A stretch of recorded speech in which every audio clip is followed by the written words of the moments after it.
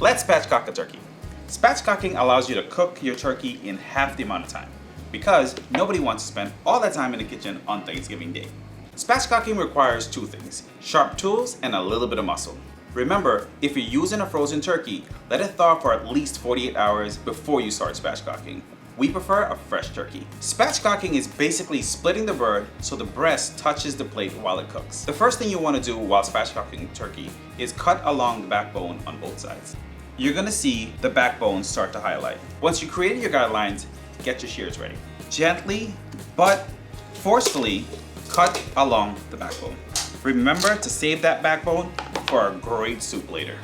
Using your knife, cut a little slit right underneath the breastbone.